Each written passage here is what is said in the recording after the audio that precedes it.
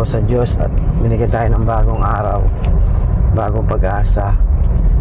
Guys, malapit na naman po yung monthly income natin. First monthly income natin this 2024. Guys, excited na ba kayo lahat? Siyempre, excited na lahat. Lahat ng umahataw, excited. Paano naman yung hindi umahataw? Excited pa rin, siyempre. Yung mga maraming laman ang matrix. So, hindi lahat pinapalad na tamaan ng spillover ng mabilis. Pero, kung magtitiis ka, maghihintay ka, magkaka-spillover ka. Pero, kung ako sa'yo, hindi na ako maghihintay. Ako mismo gagawa ng matrix ko. Ako mismo gagawa ng grupo ko. Invite ka lang dalawa. Tapos yung dalawa, sila na rin yung mag-i-invite ng dalawa nila. So basta magkaisa lang. Lahat tayo gusto yumaman. Opo, di-invite bawat isa, dalawa. Yung na-invite mo, ano ba reason ba't sumali yan? Sigurado ako kaya sumali yan kasi gusto rin kumita. Sabihin mo mag-invite ng dalawa kasi tanggalin yung mindset na kumikita ng walang ginagawa. Tanggalin yun. Kahit naman ahente ka hindi ka kikita pag wala ka benta. Diba? So, yun lang ang mindset. Pag sumali sa Live Good, ang mindset, ito ay hindi investment company na maglalagay ka ng pera tapos ihintay ka na lang tumubo. Hindi tayo ganun. Dapat ang mindset, ang Live Good ay business po yan. Wino-work out. So, lahat ng business ay wino-workout. Namuhunan ka na, kailangan mo pa rin i-workout para kumita. Diba? Saka nakakita ng negosyo, namuhunan ka tapos tinulugan mo na lang. Wala. Lahat ng negosyo ngayon, huwag namuhunan ka, hindi pa guaranteed na kikita ka. Siyempre, kailangan i-workout mo pa. Diba? Mag-put up ka ng sari-sari store, kailangan mo nag-grocery ka. Okay, bibili ka ng stock, mamumuhunan ka. Okay, magbibigay ka ng oras kasi magbabantay ka, magbibigay ka ng effort. Okay, ganun yun. So, namuhunan ka at nagbigay ka ng effort tsaka oras. So, hindi mo pwedeng namuhunan ka lang. So, dapat ganun ang mindset sa Live Good. Once na sumali ka, ang mindset, hindi ka lang basta namuhunan. Negosyo to Yung puhunan, simula pa lang yun. Okay, simula pa lang yung puhunan. Tapos, i-workout mo, trabahuin mo. So, dito, ang kailangan mo lang, kumuha ka ng at least dalawa. Alam mo, kung mas marami, mas maganda. Okay, dalawa. Tapos yung dalawa, ganun din ang mindset. Nakakukuha sila ng taga-tagalawa. Huwag sila titigil hanggang tinakuha yung dalawa. Pag nakuha mo na yung dalawa mo naman, sila naman. Yung mga nakuha nila dalawa, sila naman. Kanya-kanya tayo ng dalawa. Minimum, dalawa.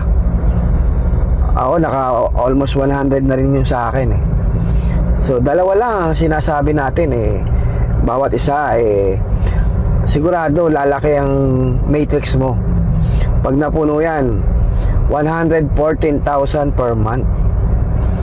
Okay, so pagka siyempre nakadalawa ka, considered bronze ka na.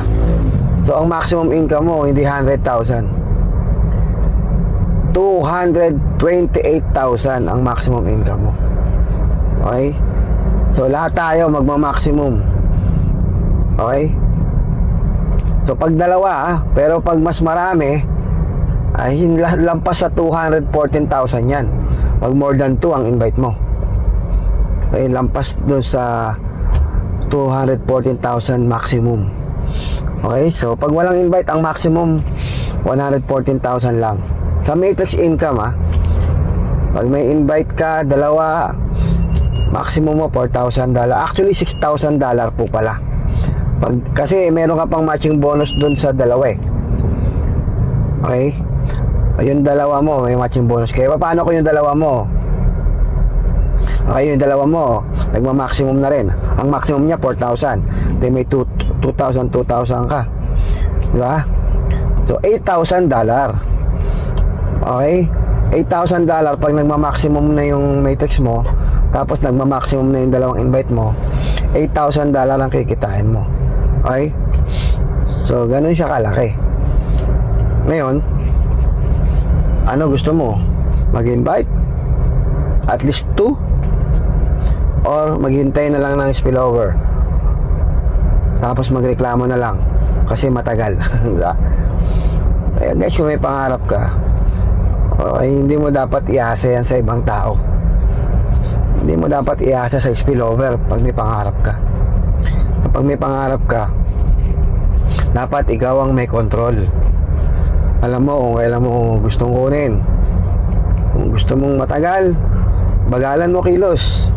Kung gusto mong mabilis makuha, bilisan mo kilos. So at least ikaw ang may control ng pangarap mo.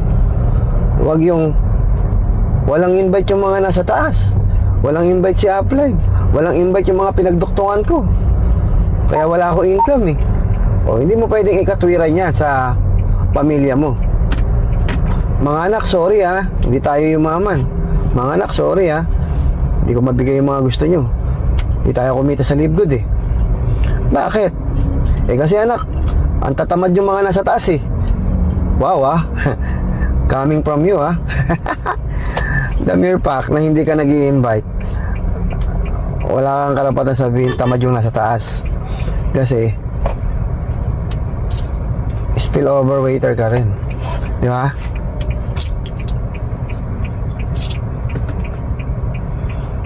Dapat mag-invite ka. Ma, dapat nag-invite ka. Bakit mo inaasa sa mga uplines yung pangarap natin? Ha, ma? Eh kung wala rin pangarap yung mga nasa taas natin, eh di damay-damay tayo. Ha? Dapat hindi mo inaasa. Inaasa mo eh. Nakuha niya yung punto. Alam mo, iniisip ko yan kung sa akin nangyari yan. Hindi ako kumilos, hindi ako nag-invite. Eh paano kung mabagal mag-invite yung mga nasa naduktungan ko? O di ba? Eh di sana hanggang ngayon nagtitinda ako ng french fries, tubig. Malamang wala tayong resulta ngayon na dinadrive na Pro 4X. Sana hindi tayo nakabili ng bahay. Guys, in a matter of 11 months, ang dami nang nabago guys sa buhay namin. Ngayon, ikaw, mamili ka. Ikaw naman ang gagawa ng resulta mo, hindi naman kami. Ikaw gagawa ng resulta mo. So, hindi kami. Kaya dapat, wala kang dapat sisihin kundi sarili mo. Sarili natin. Kung ano yung resulta natin, tayo may gawa nun. Okay, kasi binigyan tayo ng opportunity. Meron tayong 6 ways to earn. Bahala ka kung saan mo gusto kumita. Yung 6 ways to earn na yan, ikaw masusunod kung saan mo gustong kumita dyan.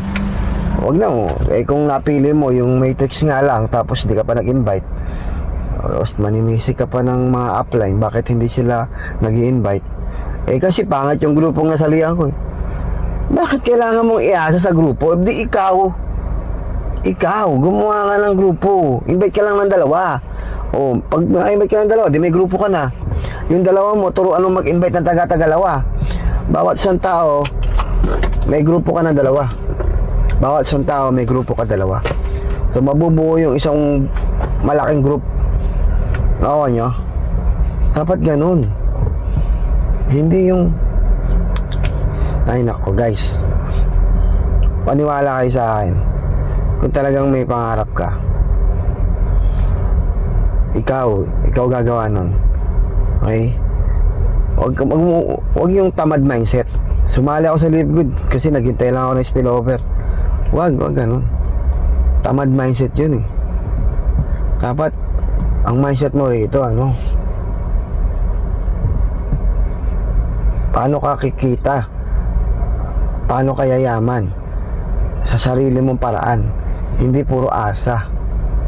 Okay?